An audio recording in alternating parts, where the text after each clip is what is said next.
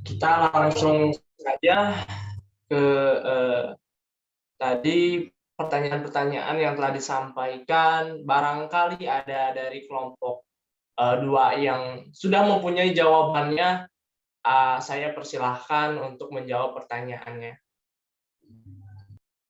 Ya, izin masuk moderator. Saya izin menjawab ya pertanyaan dari Agung. Bagaimana intinya itu bagaimana cara mencari identitas diri gitu dalam diri kita. Nah, pada masa remaja itu kan usianya itu di SMP ya. Seperti yang telah kita ketahui, nah di SMP itu sudah ada eskul. Nah, ini kesempatan gitu bagi para remaja itu untuk mencari atau menemukan identitas dari diri mereka dengan mengikuti eskul tersebut, minat ataupun bakat seorang remaja itu akan insya Allah gitu dapat ditemukan. Namun ketika belum ditemukan identitas dari seorang remaja tersebut, cobalah cari terus gitu untuk mengasah kemampuan yang mereka miliki dan untuk mengenali gitu apa identitas diri dari dalam diri kita itu, yaitu dengan dengan mengetahui kelebihan dan kekurangan kita. Nah, dari situlah kita dapat mengetahui identitas dalam diri kita. Nah, ketika tadi kan kata Agung kalau misalnya lupa gitu tadi teh. Nah, kalau lupa gitu gimana gitu. Nah, kita itu harus punya partner gitu. Partner untuk untuk bertanya gitu. Yang dapat dipercaya untuk bertanya kepada dia gitu. Apa sih kekurangan dan kelebihan yang kita miliki? Karena jujur gitu ya, kalau saya sendiri itu tidak bisa menilai kelebihan dan kekurangan yang saya miliki, harus dari pendapat orang lain. Nah, maka dari itu cobalah cari teman yang dapat dipercaya dan tanya gitu kepada dia, apa sih kelebihan dan kekurangan kita itu. Nah, tapi diharapkan tuh temannya itu harus yang bisa jujur gitu apa adanya ke kitanya. Jadi tidak tidak hanya malu mengungkapkan kekurangan kita gitu, tapi dapat leluasa menyampaikan apa sih dengan sejujurnya apa kelebihan dan kekurangan yang dapat kita miliki. Nah gitu, jadi kita itu pertama gitu cari teman yang dapat dipercaya dan tanya kepada dia gitu apa kelebihan ataupun kekurangan diri dalam diri kita. Nah, ketika dia jawab gitu, kita kan dapat mengetahui gitu kelebihan dan kekurangan diri dalam diri kita. Nah, setelah itu kita mulai nih asah kelebihan yang ada dalam diri kita gitu dengan mengikuti UKM kalau UKM kalau di kampusnya gitu, kalau di SMP kan ada eskul gitu kan. Terus gitu asah kemampuan yang telah kita miliki sehingga identitas dari diri kita itu dapat ditemukan. Mungkin cukup ya yang bisa saya jawab. Mudah-mudahan dapat sedikit menjawab gitu pertanyaan dari Agung, karena jujur gitu ya, saya pun belum menemukan identitas diri dari diri saya. Makanya gitu, ini ketika jadi mahasiswa ini kesempatan gitu ya buat saya untuk untuk menemukan jati diri dari diri saya gitu dengan mengikuti organisasi, mengikuti UKM gitu. Karena dengan mengikuti kegiatan-kegiatan tersebut bakat kita itu terasah gitu. Mungkin seperti itu yang dapat saya jawab gitu. Saya kembalikan kepada moderator. Ya, baik. Terima kasih atas jawabannya dari Pilih tadi disebutkan. Mengenai solusinya yaitu kita harus seenggaknya kita diusahakan untuk punya kegiatan yang lain atau ekstrakurikuler seperti itu ya, untuk mengasah diri. Dan ketika kita mengasah diri biasanya kita sudah mendapatkan atau akan adanya muncul jati diri kita. Dan juga disebutkan kita harus punya partner yang baik, punya partner yang pengertian atau kita biasa disebut dengan bestie ya, yang mengerti dengan mengerti dengan perilaku kita, sehingga ketika ada perubahan biasanya bestie ini dapat mengingatkan kita kembali. Nah, mungkin ada dari kelompok 2 terlebih dahulu mau menambahkan? yang lainnya? Saya persilahkan untuk kelompok 2 terlebih dahulu sebelum ke para audiens yang lainnya.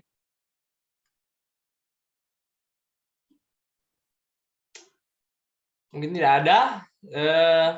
Ya, silahkan para audiens bisa berperan secara aktif apabila ada yang ingin menanggapi ataupun yang lainnya atau menyanggah, saya persilahkan.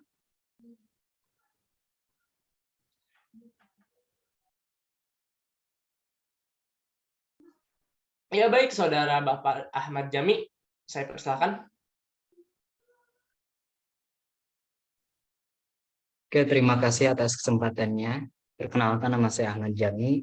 Mungkin di sini saya izin menambahkan dan menanggapinya. Untuk identitas diri sendiri, kita tidak perlu susah-susah mencari. Di KTP juga ada kalau untuk identitas diri. Nah, kalau untuk jati diri baru harus kita cari. Tadi betul yang dikatakan oleh Firly Masya gitu. Bahwasanya untuk dalam kita mencari jati diri ini di sekolah-sekolah sudah ada ekstrakurikuler. Nah, ada beberapa ekskul gitu yang terkait mengenai apa penentuan jati diri. Kalau kita suka dengan kesehatan dan tertarik, mungkin kita bisa bergabung dengan UKS. Kalau kita jago bela diri, bisa bergabung dengan perisai diri, silat, ataupun yang lainnya gitu. Kalau kita suka pramuka, bisa ikut pramuka juga. Itu merupakan ekskul-ekskul di sekolah adalah fungsinya untuk menemukan identitas diri, untuk menemukan jati diri gitu. Lalu untuk yang lainnya mungkin selain dari ekstrakurikuler, ada juga dari mata pelajaran. Cenderung kita tidak suka dengan mata pelajaran tertentu dan malah lebih suka dengan pelajaran yang lainnya. Contohnya, kitalah sudah tahu mungkin kebanyakan mahasiswa di sini tidak suka pelajaran fisika, matematika, dan juga kimia. Itu sudah tidak bisa dipungkiri lagi. Soalnya apa?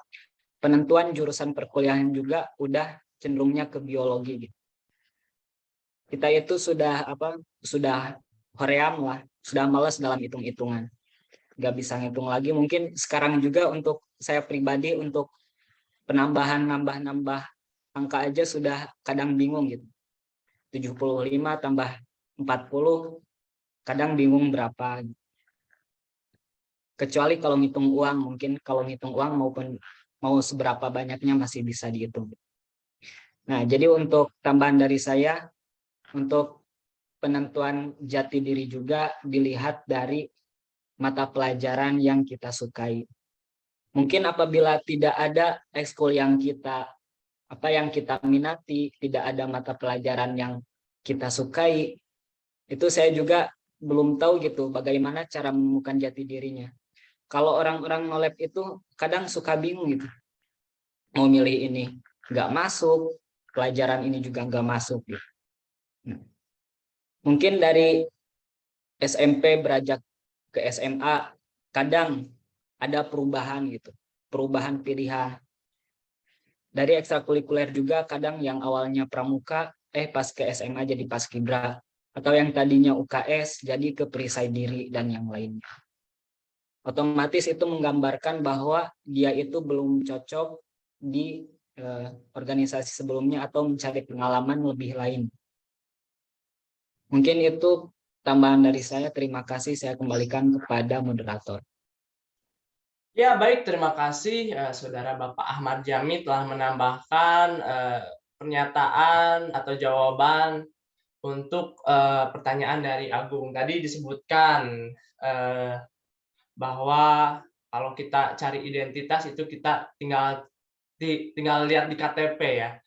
Tapi kita jati diri itu tadi disebutkan bahwa kita dapat mendapatkannya kalau tidak di kegiatan ekstrakurikuler, malah kita bisa mendapatkannya di kegiatan akademik. Tadi disebutkan bahwa salah satunya mungkin bukan UKS ya. Kalau menurut saya, kalau UKS kita bergabung dengan ruangan gitu. mungkin PMR atau Palang Merah Remaja atau PMI, Palang Merah Indonesia dan lain-lain. Ya, mungkin tidak ada dari yang lainnya. Saya serahkan kepada Agung. Oh, ada Saudari Resa. Saya persilahkan Saudari Resa. Satu lagi ya. Baik, sebelumnya terima kasih atas kesempatannya moderator. Assalamualaikum warahmatullahi wabarakatuh. Dan sebelumnya mohon maaf juga karena saya off cam gitu dikarenakan memang jaringannya yang memang kurang memadai. Izin menambahkan mungkin ya dari jawaban-jawaban yang sudah tadi dari Firly maupun dari Jami, tadi saya setuju bahwa untuk mencari jati diri itu kita harus berusaha begitu ya, mengenal apa yang kita suka, apa yang kita tidak suka, dan juga harus mengenal apa saja kemampuan kita, baik itu didapatkan dari UKM, dari eskul, dari mata pelajaran gitu ya. Lalu juga mencari bestie gitu buat diajak ngobrol, diajak berdiskusi. Mungkin selain itu, tadi juga Jami sedikit menyinggung bahwa kalau misalkan ada orang nih yang nggak suka mata pelajaran apapun, nggak suka eskul apapun, itu bingung. Nah, menurut saya, walaupun ada seseorang yang tidak begitu suka dengan hal-hal yang ada di sekolah, baik itu mata pelajaran maupun eskul, mereka juga bisa mendapatkan itu dari luar gitu, baik itu dari sosial media ataupun dari perkembangan teknologi yang sekarang teknologi udah berkembang ya. Contohnya tuh ada yang jurusan IPA tapi hebat banget dalam masalah editing gitu. Walaupun dia bukan anak SMK gitu. Itu kan termasuk ke dalam jati diri ya, maksudnya ke dalam apa yang dia suka dan dia mampu melakukannya gitu. Sebenarnya banyak gitu jalan untuk mengenali apa yang kita suka maupun kita tidak suka gitu, karena dunia tuh luas gitu ya. Lalu selain kita bisa mengajak bestie untuk berbicara gitu, sejauh jangan jauh-jauh gitu, maksudnya jangan jauh-jauh dulu ke orang lain. Kita tuh harus bisa mengintrospeksi diri kita sendiri gitu. Tadi kan Agung juga bertanya gitu, gimana kalau misalkan seiring berjalannya waktu, banyak masalah, kita jadi lupa nih sama jati diri kita. Itu tuh menurut saya bisa diatasi dengan kita berusaha mengintrospeksi gitu. Kok aku bisa kehilangan aku yang sebenarnya gitu. Ini bukan aku nih gitu. Ini kenapa, ada apa? Nah, itu bisa kita introspeksi dengan mengobrol dengan diri sendiri ibaratnya gitu. Jadi kita bisa mencari tahu gitu. Kita juga bisa beristirahat dulu dari masalah-masalah yang ada sehingga kita bisa mengetahui nih apa yang menyebabkan kita berubah. Dan selain itu juga sebenarnya hidup itu harus bisa dijalani dengan santai ya.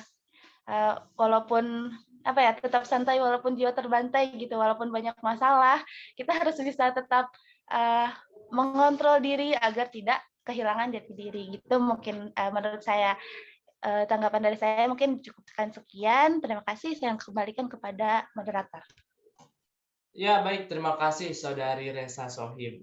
Luar biasa sekali tambahan yang sangat bermanfaat dan sangat informatif bagi kita. Tadi disebutkan bahwa ketika kita tidak mendapatkannya di sekolah, bahwa di dunia ini sangat luas. Tidak hanya kita bergantung atau berkecimplung hanya di sekolah saja. Ada di dunia-dunia luar sana kita bisa bergaul dengan orang-orang yang mengerti tech dan juga lain-lain. Tadi disebutkan juga bahwa kita harus mengenal diri sendiri, karena yang lebih mengenal kita itu, yang lebih mengenal diri sendiri itu adalah diri sendiri, bukan dari orang lain. Maka dari itu, kenalilah diri sendiri sebelum kita mengenali orang lain, atau cintailah diri sendiri sebelum kita mencintai orang lain. Mungkin seperti itu istilahnya ya. Baik, saya persilahkan kepada Saudara Agung. Bagaimana Saudara Agung? Apakah puas dengan jawabannya? Baik, izin menanggapi ya moderator. Terima kasih kepada teman-teman atas jawaban yang telah diberikan. Mungkin saya tadi agak kurang pas gitu dengan pertanyaan saya mengenai jawaban yang tadi ekskul, karena menurut pandangan saya gitu, jika disangkut pautkan dengan ekskul itu merupakan pencarian minat bakat gitu, yang mana hal ini akan merujuk kepada jenjang karir berikutnya. Namun yang saya tanyakan itu adalah mengenai jati diri, yaitu karakter dalam diri kita gitu bagaimana, seperti itu. Nah, menurut jawaban Resa tadi, saya setuju gitu, karena memang benar hal yang perlu dilakukan itu memang harus introspeksi terlebih dahulu gitu. Kenapa kita menjadi seperti ini, dahulu seperti itu, sekarang jadi seperti ini. Kemudian tadi juga Resa menyampaikan santai menjalani hidup. Mungkin memang benar gitu, santai dalam menjalani hidup ini merupakan sesuatu obat gitu bagi seseorang yang kehilangan jati diri dan juga orang yang sedikit overthinking gitu. Nah, mungkin izin bertanya kembali ya, mengenai jati diri ini, ketika kita kehilangan jati diri, kemudian kita datang ke psikolog atau psikiater gitu mengenai diri kita, keadaan diri kita, kemudian dilakukan sebuah psikotes. Nah, apakah itu langkah yang benar gitu untuk menemukan jati diri kita? Mungkin seperti itu. Terima kasih. Baik, terima kasih Agung atas tanggapannya. Tadi disebutkan bahwa setuju dengan masalah introspeksi diri, namun tidak setuju dengan apa kegiatan ekstrakurikuler. Dan ada pertanyaan tambahan dari Agung, mungkin bisa dijawab dengan cepat dari kelompok 2 atau bagaimana untuk mempersingkat waktu? Baik, moderator, apakah saya diperbolehkan untuk menanggapi pertanyaan Agung? Iya, diperbolehkan, namun saya minta untuk tidak terlalu lama karena kita untuk mengefisiensikan waktu ya. Baik, terima kasih. Agung, mohon maaf tadi agak ini suaranya. Tadi tuh begini bukan Agung, jadi apabila ke psikolog atau ke psikiater kan gitu, apakah itu adalah langkah yang baik gitu untuk mencari jati diri anak remaja? Mohon maaf, begitu bukan Gung? Iya, seperti itu, Bina. Ya, baik, terima kasih. Nah, kalau menurut saya pribadi, itu adalah langkah yang baik. Tetapi jika telah dilihat anaknya itu memiliki ke kelainan gitu. Ketika sudah agak-agak melenceng gitu. Nah, kalau misalnya ingin ke psikolog kan gitu ya. Nah, tetapi kalau misalnya pengen karena ingin tahu gitu bagaimana kita sebagai orang tua gitu menyuruh dia untuk ke psikolog kan boleh, karena kan kita tidak akan menemukan jati diri pada seorang anak ke psikolog, karena psikolog juga bukan seorang ramal gitu langsung menemukan, tidak, tapi pasti mereka akan menyampaikan tips-tips bagaimana kita dapat menemukan jati diri gitu, jati diri pada seorang anak, karena mereka tentunya telah mempelajari itu lebih dalam daripada kita. Tentunya juga mereka akan lebih tahu hal-hal apa dan bagaimana yang dapat membuat si anak tersebut atau si remaja tersebut, si remaja tersebut menemukan jati dirinya. Kalau misalnya kesanakan, itu sudah tepat menurut saya. Tetapi jika si anak itu tidak apa-apa gitu, tidak ada masalah apapun gitu, cuma pengen tahu aja, lebih baik tidak menurut saya, kecuali kalau misalnya sudah ada kelainan gitu ya, baru bisa ke psikolog atau ke psikiater kan. Mungkin begitu menurut saya. Terima kasih Agung, terima kasih moderator, semoga dapat diterima. Ya, baik, terima kasih Saudari Wina. Tadi disebutkan boleh saja untuk ke psikolog kalaupun itu anak tersebut sudah mengalami problem isu yang sangat berat mungkin ya, sampai mungkin stres berat ataupun depresi. Kita bisa menyampaikan atau kita bisa mengantarkan kepada psikolog untuk bisa diberikan tips-tips yang bermanfaat, karena psikolog ini mempunyai ilmu-ilmu yang mengenai psikologis kita. Jadi kita dapat setidaknya mendapatkan pencerahan dari psikolog tersebut. Bagaimana Saudara Agung atas jawaban dari Wina? Baik, izin menanggapi, menyimpulkan mungkin ya. Dapat disimpulkan berarti psikolog ini memang tidak bisa menemukan jati diri kita, namun psikolog ini bisa memfasilitasi kita dalam menemukan jati diri kita. Jujur saya sendiri masih kurang puas dengan jawabannya, mungkin dapat diadakan. Dapat mengobrol lagi dengan Wina nanti di luar forum. Terima kasih moderator, terima kasih Wina. Saya kembalikan kepada moderator. Baik, terima kasih Saudara Agung untuk mengapresiasikan waktu. Kita langsung berlanjut kepada pertanyaan selanjutnya. Ya, silakan kepada teman-teman dari kelompok 2 untuk menjawab pertanyaan selanjutnya. Baik, Pak Isal, izin menjawab dari pertanyaan Cynthia. Ya, silakan. Singkat saja, nggak singkat sih, singkat saja mungkin. Tadi kan pokoknya intinya seperti ini, bagaimana ketika nantinya kita memiliki anak yang tadi telah disebutkan ya, jadi sudah menginjak remaja tetapi dia tuh tidak ingin disebut remaja dan masih kekanak-kanakan, mungkin seperti itu ya pertanyaannya. Betul, Cynthia? Betul, betul. Ya. Nah, yang paling penting itu kan seperti kita ketahui ya, 2 faktor yang sangat mempengaruhi pada remaja itu adalah eksternal dan internal. Ini yang paling penting di sini adalah pola asuh pada orang tua. Nah, ketika kita nanti mempunyai anak seperti itu, tapi jangan ya, semoga tidak. Nah, tips yang pertama itu, biarkan dia main dengan teman sebayanya. Nah, jadi ketika kita mempunyai anak yang seperti itu jangan terus dibiarkan di rumah, tapi tetap pantau atau awasi oleh orang tua. Yang kedua, kalau bisa jangan terlalu sering bermain dengan adiknya, bukan untuk memutuskan bukan untuk memutuskan tali persaudaraan, dia boleh bermain dengan adiknya, tetapi jangan terlalu keseringan, nanti dia akan ikut-ikutan seperti adiknya. Nah, batasi saja oleh orang tua. Kemudian jangan terlalu sering diberi HP dan dipertontonkan hal yang berbau anak-anak gitu ya. Nah, pastikan sekarang sudah tidak aneh ya, anak-anak itu sudah dikasih gadget oleh orang tuanya ya. Pasti mereka tuh main HP terus di rumah. Nah, kalau bisa jangan diberi gadget, biarkan dia main dengan sebayanya, biarkan main dia dengan orang-orang seusianya. Nah, kemudian muncul lagi pertanyaan, terus bagaimana jika masih tidak bisa dilarang, Win? Udah di gini, udah dipepatahi, udah disuruh ini itu, bagaimana ketika masih terus belum bisa gitu? Ya kan kita orang tuanya, kita masa sih mau kalah sama anak kita juga bisa diatur? Kita kan orang tuanya, masa sih nggak bisa gitu aja gitu.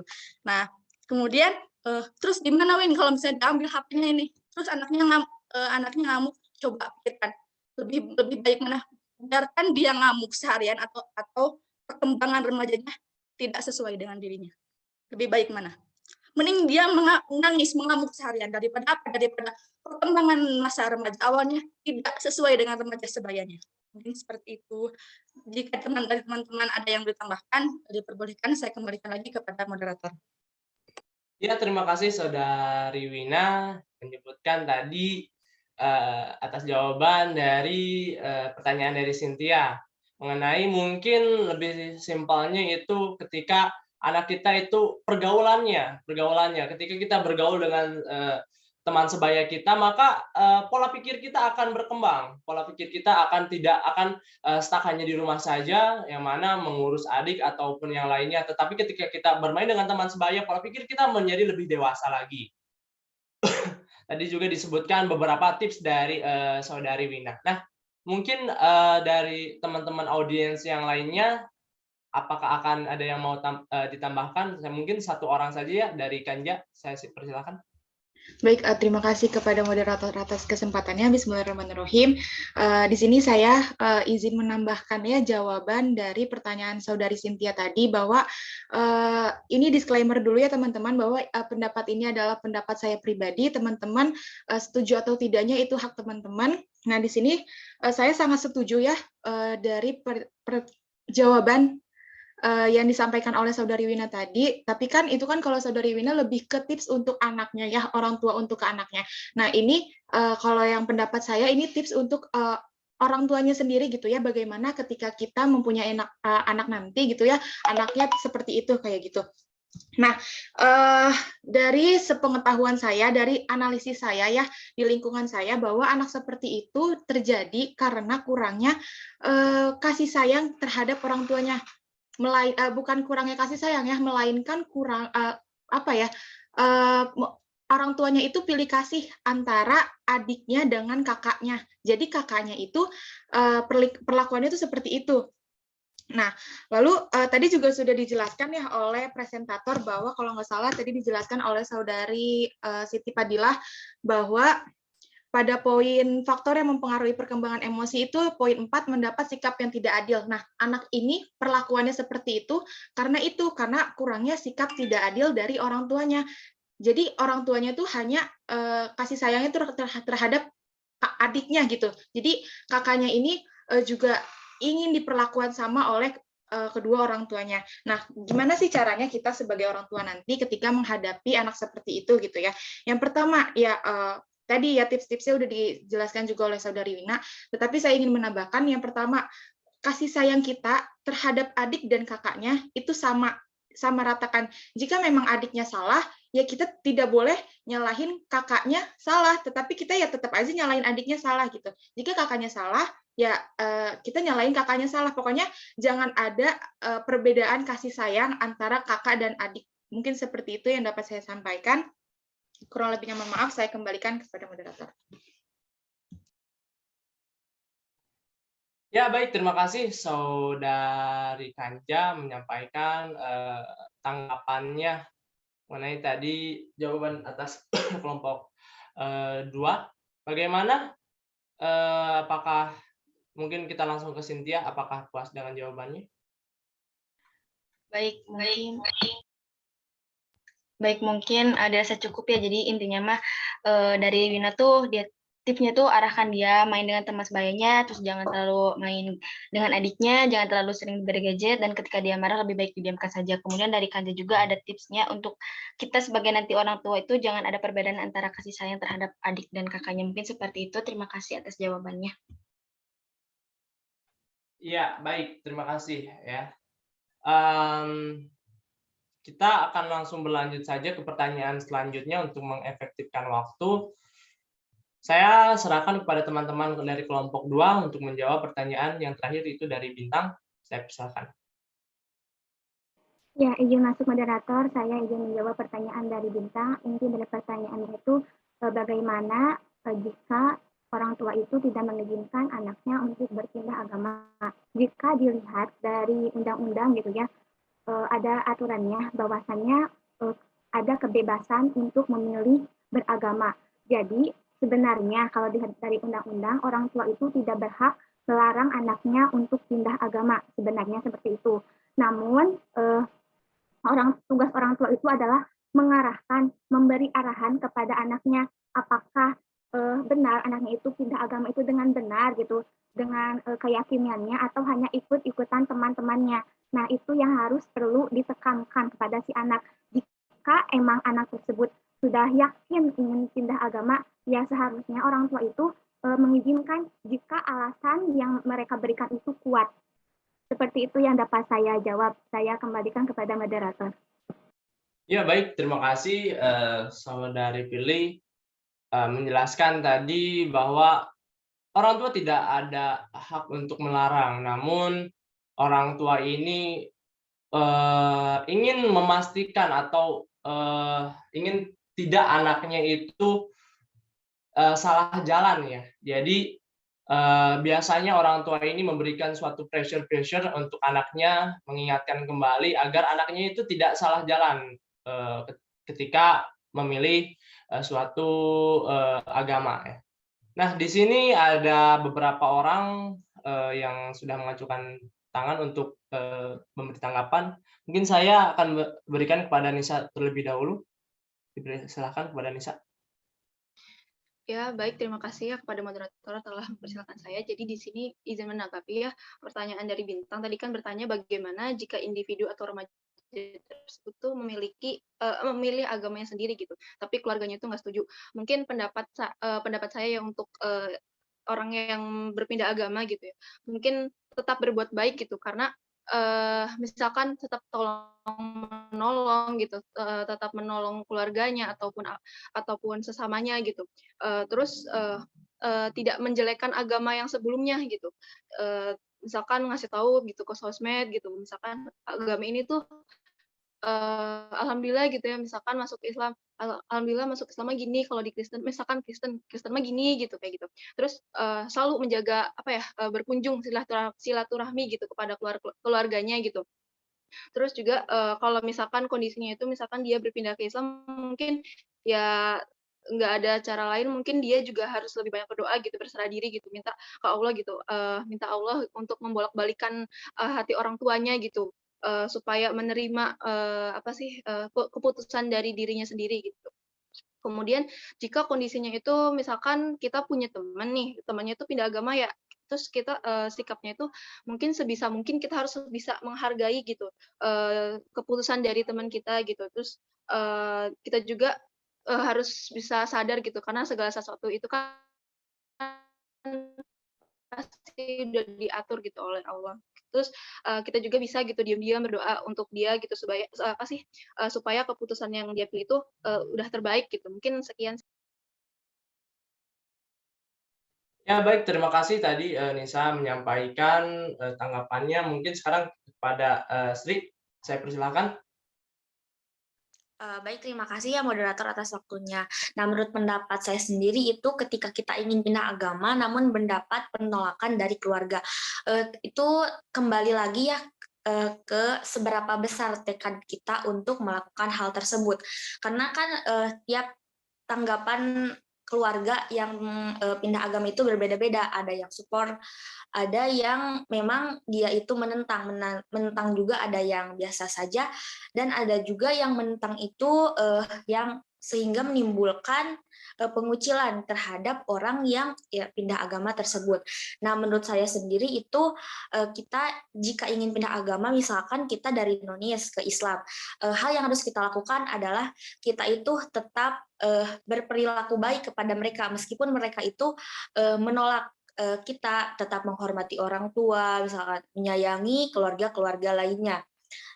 Jadi ketika kita supaya mendapatkan restu itu secara garis besar itu kita harus bisa mengambil hati dari keluarga kita tersebut. Nah, saya juga pernah membaca literatur bahwa keluarga tersebut bisa saja dari menolak terhadap anak yang pindah agama menjadi menerima.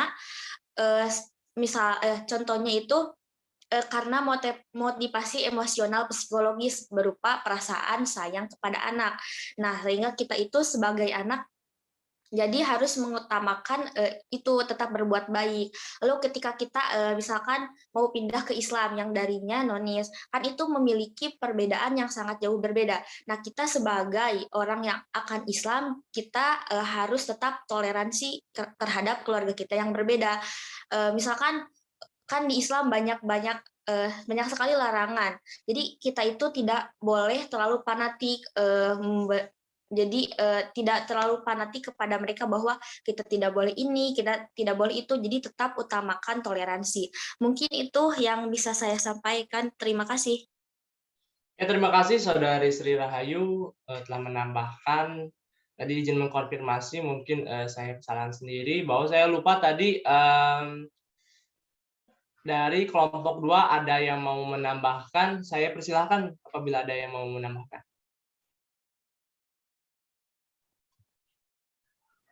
Izin menambahkan moderator.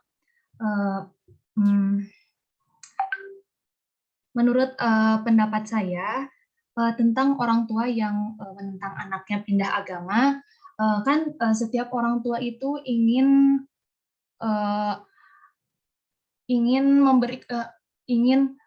menuntut anak agar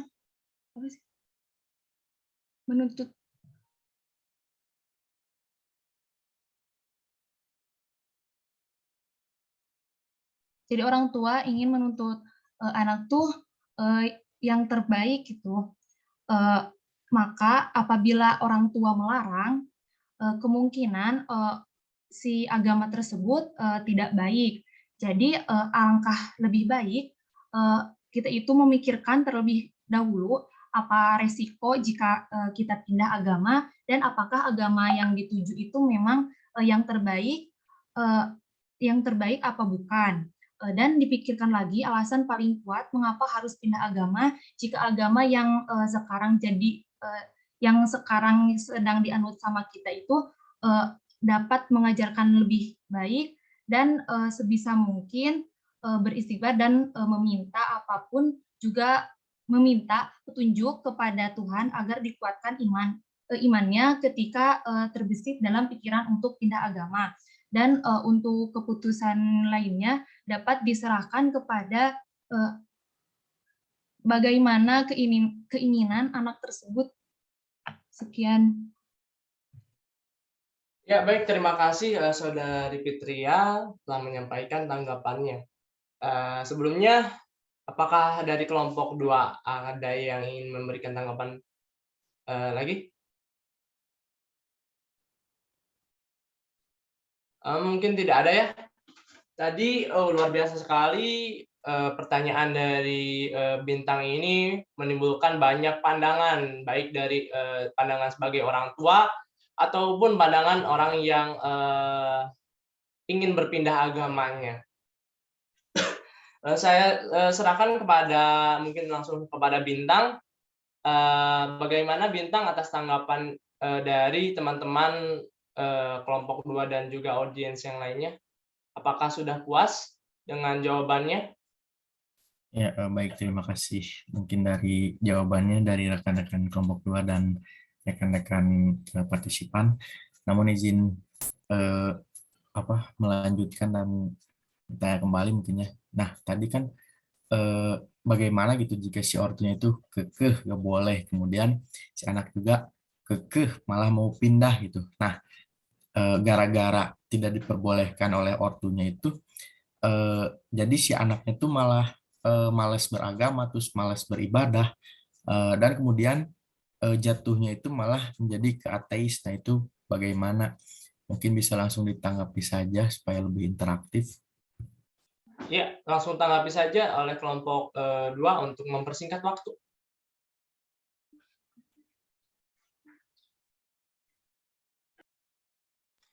Baik, izin menanggapi, moderator. Ya, silahkan langsung.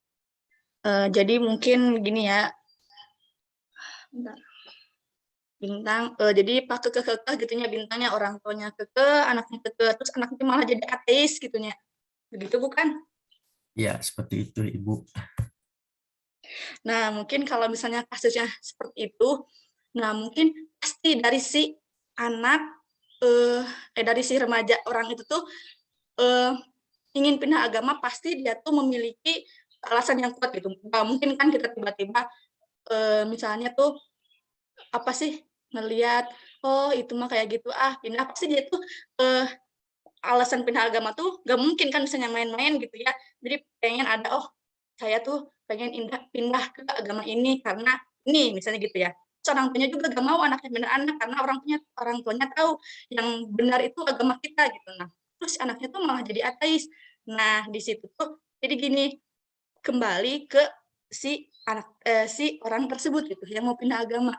Yang memilih ateis berarti itu mungkin sudah jadi apa ya, urusan dia sendiri gitu.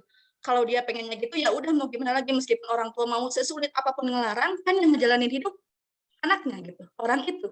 Jadi ya pasti mau si orang tuanya kekeh banget gitu, meskipun sekekeh apapun kayak kita aja gitu, mau dilarang sekekeh apapun, kalau kita juga kekeh pengen, pasti ya gimana kita aja kan, orang yang ngejalaninnya kita gitu. Pasti udah gak mau ngedengerin apa yang orang tua katakan.